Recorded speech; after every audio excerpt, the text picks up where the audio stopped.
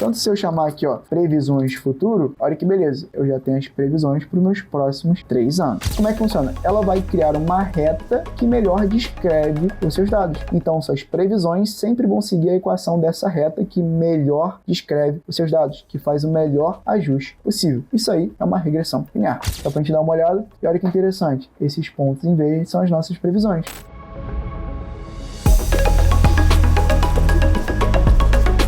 Nesse vídeo, vamos criar juntos um modelo de previsão usando Machine Learning, do zero, passo a passo. Então, sem enrolação, só Augusto Eficiência programada e bora para o código. Vamos lá. Como de praxe, criei aqui um bloco de código, um código do zero para a gente desenvolver isso junto, tá bom? E o primeiro passo que a gente vai dar é fazer a importação das bibliotecas que a gente vai precisar hoje, beleza? Hoje a gente vai estar lidando com a biblioteca Matplotlib, Pandas e NumPy para manipulação e visualização de dados, e para Machine Learning a gente vai estar importando alguns objetos, algumas classes da biblioteca Scikit-learn, tá bom? Para você ter acesso a todas essas bibliotecas e todas essas funcionalidades, você vai ter que rodar esse comandinho aqui do pip no seu terminal.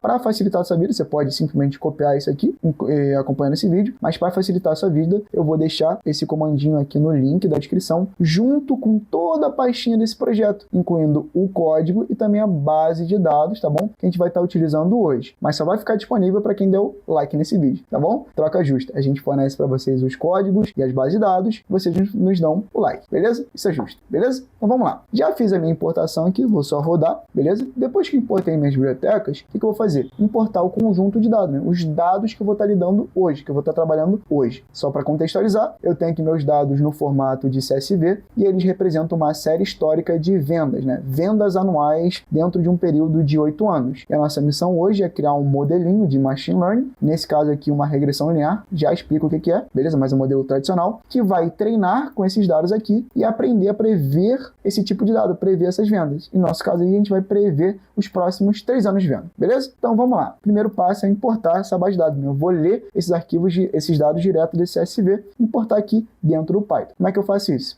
Criei uma variável chamada def, que é a abreviação para data frame, né? Tabelas aqui no Python. Como é que eu vou fazer isso? Eu vou utilizar uma função da biblioteca Pandas, uma função chamada readCSV. Então primeiro eu chamo a biblioteca Pandas, que eu aprendi como PD, e depois a função. O que eu vou passar aqui? O caminho para o meu arquivo CSV que eu estou querendo importar os dados. Onde é que ele está? Eu venho aqui, exatamente na pastinha que ele está, copio o caminho relativo, vou botar um Rzinho aqui, beleza? Vou abrir aspas e vou colar esse caminho aqui. Logo de cara, vamos ver se já deu certo. Olha que beleza, ele já conseguiu importar esses dados aqui no Python, mas tem alguns detalhezinhos que a gente precisa fazer ainda. A gente vê aqui que eu tenho duas colunas, essa coluna representando a data, beleza? E a minha coluna aqui de sales, né, de venda, representando de fato os meus dados, as minhas vendas anuais, beleza? Mas eu já ensinei aqui uma boa prática que a gente segue. Geralmente a gente seta alguma dessas colunas aqui, beleza? Para virar o índice do nosso data frame, para ordenar os dados da minha tabela, beleza? E quando eu tenho uma coluninha de data dentro do meu conjunto de dados, ela é uma ótima candidata para virar esse índice, para ordenar os nossos dados. E é justamente o que eu vou fazer agora. Vou falar para o Python, na hora de importação, falar o seguinte, ó, Python, eu quero que essa coluna aqui de data seja o índice do meu data frame, o índice da minha tabela. Como é que eu faço isso? Eu vou vir aqui na hora que eu importo esses dados nessa função readCSV, vou passar um parâmetrozinho chamado indexCall, vou passar o nome da coluna que eu quero que vire o índice, que é esse TS, tá bom? Olha que interessante, agora eu só tenho uma coluna e aquela minha coluna de data virou o índice da minha tabela, o índice do meu data frame, beleza? O último detalhe que eu vou fazer aqui, que é muito importante, é o seguinte, lembrem disso, no Python, quando você está lidando com datas, você tem que certificar que essas datas são objetos, estão sendo tratados como objetos datetime, beleza? Como é que eu me certifico disso? Eu posso vir aqui, ó, passar um outro parâmetro de parse dates, beleza? Parse underline dates, true. O que esse cara faz? Ele vai olhar todas as colunas do seu data frame, né? Toda a estrutura do teu data frame, da tua tabela, e ver todas aquelas que têm um padrão de data, ele já converte automaticamente para um datetime. Então eu já me livro dessa responsabilidade. Eu já garanto que minhas datas, no Python aqui nesse caso, estão sendo tratadas como objetos datetime. Beleza? Show? Se você quiser saber um pouco mais, entender um pouco mais desse detalhe, eu recomendo recomendo esse vídeo aqui, que inclusive eu trabalho em cima dessa mesma base de dados e faço uma série de análise de dados aí, envolvendo visualização de dados e estatística. Então, fica a recomendação de vídeo aí, beleza? Mas vamos voltar aqui, ó. Show? A minha importação é só isso, tá, pessoal? Hoje o foco não vai ser muito tratamento e manipulação de dados. O que importa é que eu já importei minha base de dados aqui e ela tá pronta para ser utilizado para treinar meu modelinho, beleza? Então, vamos lá. Já fiz toda essa importação, agora vamos de fato para a criação do nosso modelo. Show? Qual é o primeiro passo que eu vou dar? Eu vou separar esse meu conjunto de dados no que a gente chama de variáveis independentes e variáveis dependentes. Nesse caso aqui, x e y, beleza? Vamos explicar cada um. O que seria essa variável independente? No meu caso aqui, são só os anos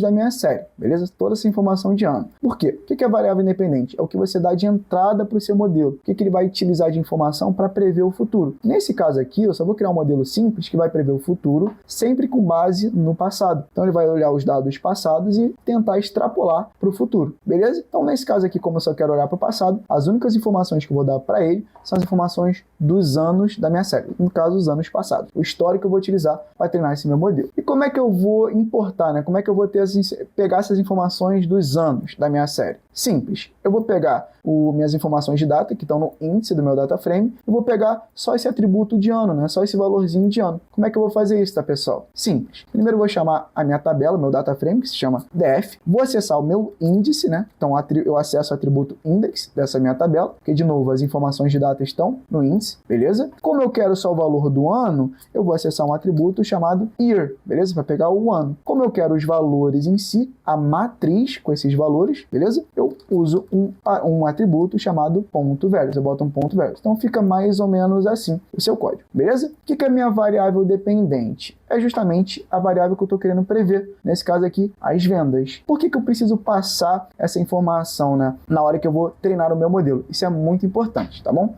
É importante vocês fixarem esse conceito. Eu estou lidando aqui com um modelo de aprendizagem supervisionada. O que isso quer dizer? Na hora que eu vou treinar o modelo, ou seja, que ele vai aprender a prever os meus dados, prever as minhas vendas, eu preciso que durante o treinamento ele tenha informação do gabarito, vamos dizer assim. Vamos fazer uma analogia. Vamos supor que você está treinando o seu modelo para uma prova de vestibular, o Enem, por exemplo. O que eu vou dar para treinar esse meu modelo, para capacitar o meu modelo? Eu vou dar uma série de provas do Enem do histórico passado, né? Série de provas antigas para ele treinar, refazer os exercícios, coisas desse gênero. E além das provas em si, eu vou passar os gabaritos, né, as respostas dessas provas, para ele poder fazer o melhor aprendizagem possível. Ou seja, quando ele acertar, ele vê se ele acertou ou não para conferir se o que ele fez está certo. E quando ele errar, ele vê qual é o resultado certo e tentar melhorar o que ele fez no passado. Beleza? Então é para ter um melhor aprendizagem possível. E é justamente isso que eu faço aqui no meu modelinho. Para ele treinar, no meu histórico de dados, para ele treinar, eu dou já meu gabarito, de fato, as minhas vendas observadas, para depois eu comparar o que ele preveu com o que foi observado e validar se ele está sendo bom ou não. Beleza? Então eu estou passando o gabarito para ele. E qual seria esse gabarito? Como eu disse, essa variável dependente é o que a gente chama de target. Gabarito aqui no mundo de machine learning a gente chama de target. Como é que eu acesso esse cara aqui? Simples, só preciso acessar essa série de dados aqui, essa coluna. Como é que eu faço isso?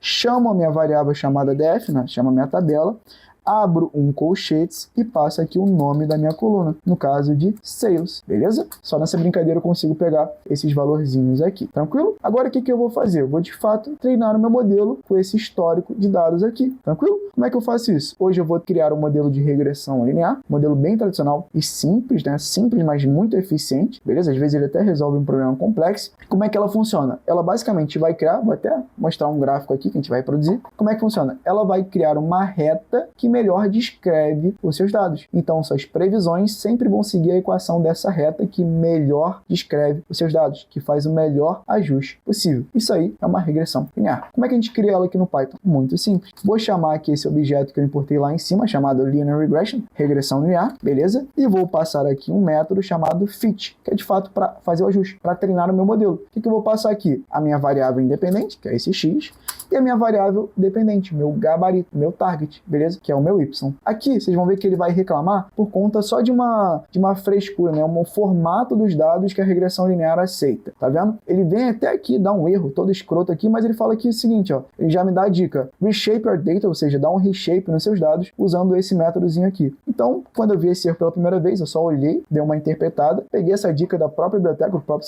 scikit-learn, copiei copiei esse códigozinho aqui de reshape, esse tal de reshape, e colei aqui no x, porque ele estava encrencando, dá um ponto aqui, ele estava encrencando nessa minha variável x aqui. Vou rodar esse código aqui, vendo que ele nem apontou mais esse erro. Show? Agora vamos lá, vamos só organizar um pouco melhor os nossos dados, beleza? Criei uma variável chamada aqui anos passado, só para a gente pegar as informações dos anos que foram previstos no passado, ou seja, que foram usados no treinamento. Como é que eu faço isso? Está justamente nessa variável x aqui, então só copiei ela aqui, tranquilo? E agora eu preciso pegar esses meus anos do passado, que eu usei como treinamento, e prever os meus dados nesse históricozinho, para eu ver depois se o que eu previ no passado, de fato, foi uma boa estimativa, porque eu vou comparar com os valores reais observados, que seria esse y aqui, beleza? Como é que eu vou fazer isso? Eu vou pegar o meu modelo, que eu chamei de modelo mesmo, e vou usar um método chamado predict, beleza? E o que eu vou passar aqui? Vou passar justamente as informações que eu dou de entrada para ele, que no caso eu falei para vocês, são só os anos, tá, pessoal? Então eu vou passar aqui os anos passados, essa variável que eu criei, beleza? Agora, se eu quiser, por exemplo, prever os próximos 3 anos de dados, lembrando que meu conjunto de dados, né, treinamento, termina em 71. Então, por exemplo, eu quero prever 72, 73, 74. Como é que eu faço isso? Criei uma variávelzinha chamada anos futuro e vou criar um array, né, uma matriz para armazenar esses anos, beleza? Porque é o jeito que a regressão linear aceita essa matriz. Como é que eu crio matrizes aqui no Python? Primeiro a gente chama elas de arrays. Como é que eu crio esse array? Simples. Vou chamar a biblioteca NumPy, que eu apelidei como NP, e vou chamar uma funçãozinha chamada array. O que eu vou passar aqui? Uma lista, nesse caso a sequência aí, de anos que eu estou querendo prever. Eu até botei aqui, 72 a 74, beleza? E agora eu vou fazer as previsões para esses próximos 3 anos. Como é que eu faço isso? Usando essa mesmo comando aqui, Vou chamar o meu modelo, vou chamar um método chamado predict, né, de prever, e vou passar o que aqui? Anos futuro. Lembrando que eu vou ter que dar aquele reshape chato, tá bom? Aquele comandinho, lembra? Que deu erro aqui e o próprio scikit-learn, a própria biblioteca falou para usar isso aqui. Show, vou usar isso aqui agora, beleza? Vou rodar esse código, show, não deu problema, quer dizer que ele fez as previsões corretamente. Tanto se eu chamar aqui, previsões futuro, olha que beleza, eu já tenho as previsões para os meus próximos 3 anos, tranquilo? Vamos só visualizar isso aí, né? Tornar isso visual, essas previsões, essa regressão, tornar isso bem visual, tá, pessoal? Lembrando que criar gráficos no Python não envolve muita lógica, beleza? É mais uma receitinha de bolo. Então não vou me aprofundar, vou passar rápido aqui, só para a gente ser mais eficiente e focar no que a gente importa para a aula de hoje, né? Que é criar um modelo e interpretar os resultados. Tranquilo? Então, basicamente o que eu fiz aqui, eu criei um gráficozinho de dispersão, tá bom? Esses pontinhos aqui, para representar a minha série, né? Meu histórico de dados, né? Meu histórico de vendas, beleza? Então, como é que eu fiz isso?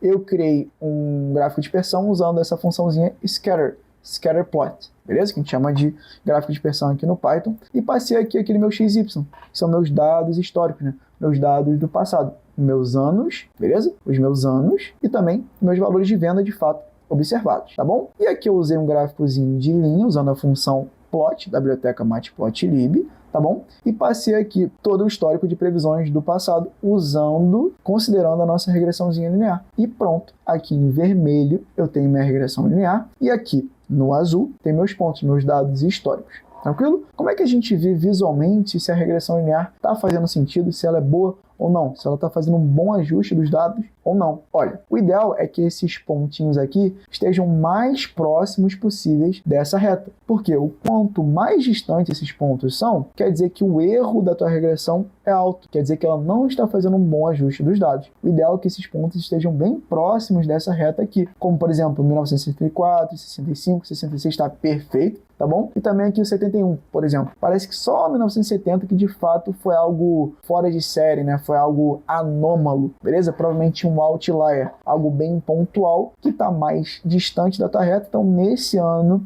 em específico, a regressão não foi tão muito boa, né? Você teve um erro na previsão maior. Mas, no geral, pelo menos olhando aqui, parece uma regressão até que interessante, razoavelmente boa, beleza? Parece que, no geral, os pontos estão próximos da minha reta. Então, essa retinha, essa regressão linear, explica até consideravelmente bem os meus dados, beleza? Agora, vamos provar com números se de fato essa regressão está boa ou está ruim. Não só visualmente, a gente tem que analisar quantitativamente os números. E como é que a gente faz isso? Antes de fato prever o futuro, visualizar aqui, vamos de fato prever o futuro, vamos validar no passado antes, ver se está fazendo um sentido, certo sentido, se ela está boa ou não. Se a previsão, se a regressão não estiver muito boa no passado, quando você tem informações para testar e validar, aí não faz sentido, pode ser que você esteja dando muita incerteza para suas previsões no futuro. Talvez nem faça sentido manter esse modelinho para prever o futuro. Então, primeiro faz esse exercício, pessoal. Valida no passado, vê se tá bom, aí você tem mais confiança de prever o futuro, beleza? Como é que a gente vai fazer isso? Ó? Vou até apagar aqui. Primeira métrica que a gente vai analisar, de 3, a gente vai analisar 3 aqui, tá, pessoal? É o R2, é o coeficiente de determinação, tá bom? Como é que eu calculo ele? Eu chamo esse objeto R2 score, tá bom? Que é justamente, uma função que a gente portou lá em cima. O que eu vou passar aqui? Primeiro ele pede o meu y-true, ou seja, os dados observados. Lembra onde é que estão os dados reais, né? O gabarito, justamente na minha variável dependente, nessa variável yzinho aqui. Tá bom? Então, vou vir aqui e vou botar que meu y-true é igual ao meu yzinho, minha variável y, beleza? E também preciso passar para ele as minhas previsões. O que foi previsto para esse mesmo histórico de dados, para eu comparar com de fato o que foi real. Tá justamente nessa variável aqui, ó, previsões passado. Tranquilo? Então, vamos lá. Vamos escrever aqui, ó, previsões passado. E aqui eu vou plotar na tela, vou imprimir na tela o nosso resultado. Vamos interpretar ele. 0,79, basicamente 0,80. O que isso significa? O que o R2 significa? Ele é uma métrica que explica o quanto o seu modelo consegue explicar da variância, da variação, do comportamento dos seus dados. Quanto mais próximo de 1, melhor, tá, pessoal? E eu tenho aqui um R2 de 0,8, o que é muito interessante, é bem bom, né? Bem razoável para um modelo bem simples, né? Tá vendo que eu não fiz nada demais, só criei uma regressão muito simples. O que significa esse 0,8 na prática? Significa que seu modelo consegue explicar 80% da variância, da variação nos seus dados. O que, de novo, é ótimo para um modelinho super simples que eu acabei de criar, uma regressão linear. Beleza? Isso é até um indício, né? Às vezes, complexidade não quer dizer performance. Às vezes, um modelo simples, como uma regressão linear, já faz um bom ajuste, já faz um bom trabalho. Beleza? Então, estou satisfeito até com esse 0,8. Então, a gente confirma, de fato, que esse ajuste aqui está sendo minimamente bom, minimamente razoável, tá bom? Lembrando que mais próximo de 1 melhor, mas logo de cara um 0,8 que até está interessante. Tranquilo? Agora vamos avaliar o quanto o seu modelo erra. Não quanto ele está explicando da variação dos dados, mas quanto ele erra na média. E tem algumas métricas que a gente usa para isso. Uma muito famosa, é o erro absoluto. Como é que a gente calcula o erro absoluto? Eu chamo aqui uma função que eu importei lá no início, se chama mean absolute error. E vou passar a mesma coisa aqui que eu passei aqui em cima. Meu y-true é o meu y, beleza? Meus dados previstos. E quais são os meus dados previstos? São as minhas previsões feitas no passado, beleza? Vou imprimir aqui na tela, só para a gente ver. 3.700. O que isso significa? Que, em média, o meu modelo erra 3.700 vendas no ano, tá, pessoal? Lembrando que esse MAIA, que esse erro médio, sempre vai estar na unidade de seus dados. Aqui eu estou prevendo vendas, então aqui esse erro aqui é em vendas, em número de vendas, beleza? Mas concordam comigo que esse número não é muito apresentável, não é muito interpretativo, vamos dizer assim? Por quê? Geralmente você vai explicar para um gestor, algo tipo apresentar um resultado, a galera pergunta, beleza, eu quero saber quanto o meu modelo erra, em média, percentualmente falando, eu não vou falar, eu erro 3.700 vendas. Não, eu erro X%, meu erro médio é X%. Então a variável, apresentar isso em unidades percentuais, muitas vezes é mais conveniente, tá bom? É mais apresentável e mais intuitivo mesmo, mais interpretativo. Você pode saber quantos por cento, beleza, eu erro 3.700 vendas no ano, mas quantos por cento isso significa? Isso que me importa, acho que é mais intuitivo você apresentar esse resultado. Por isso que existe o que a gente chama de, em vez de erro absoluto percentual. Em vez de chamar essa funçãozinha aqui, vou até copiar, pessoal, em vez de chamar esse mean absolute error, eu vou chamar o quê? Mean absolute percentage error, que eu importei lá em cima também. E olha que interessante, aqui ó, vou printar na tela, lembrando que eu vou multiplicar por 100, porque é um valor percentual. Vou rodar aqui, olha que interessante, muito mais intuitivo, interpretativo. Eu erro em média, meu modelo erra em média, mais ou menos aí 6%. É uma medida muito mais apresentável.